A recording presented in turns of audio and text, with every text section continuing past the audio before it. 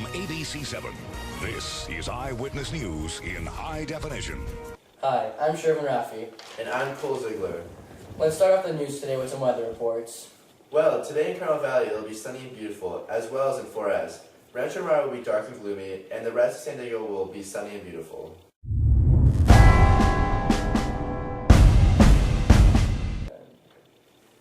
We have just been notified that the United States have launched an invasion on Cuba. It seems the main goal of this invasion was to overthrow their new dictator, Fidel Castro.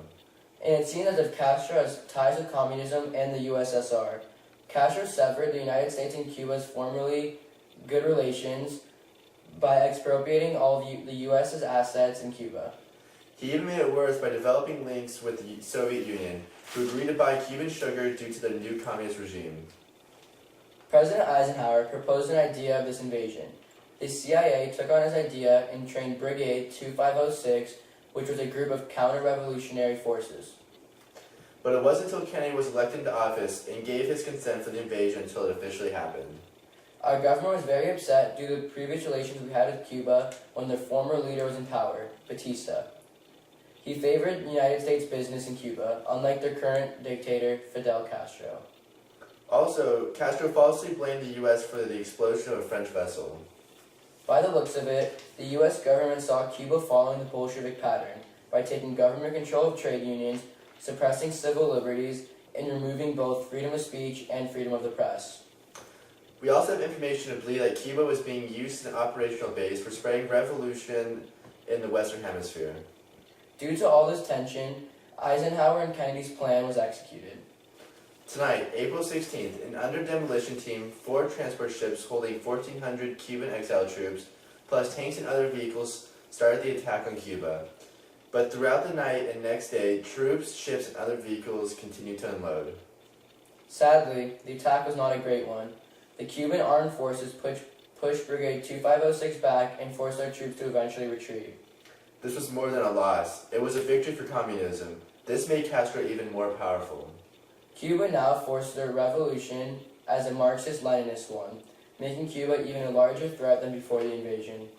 The threat of communism is becoming more and more real, especially now that the USSR has an ally in the Western Hemisphere.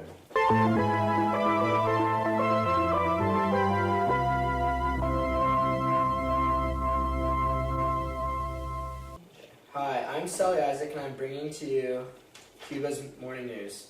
I'll be joined shortly by Grant in the studio, but first let's go over to Grant with the weather. Well, it's pretty sunny. Looks like there might be some rain at some point. A little bit of wind. I'm not really sure about tomorrow. This morning on April 17th, 1961, a group of CIA-trained exiles touched down on the beach in the Bahia de Cochinos.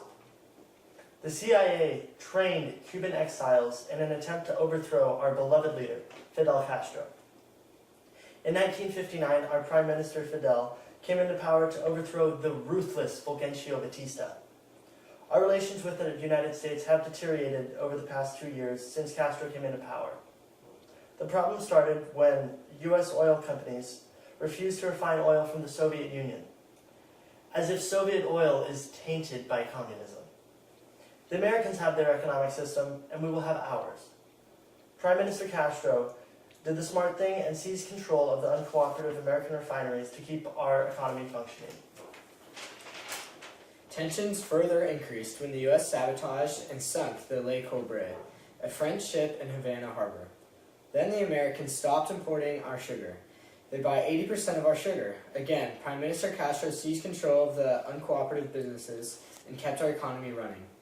Our friends in the USSR were pleased to buy our sugar. Those Americans only care about money. During the night of April 16th, about 1,500 exiled extremists, along with tanks and some other vehicles, landed on the southern coast of Cuba. This led to a 3-day skirmish between the Cuban forces and the exiled troops.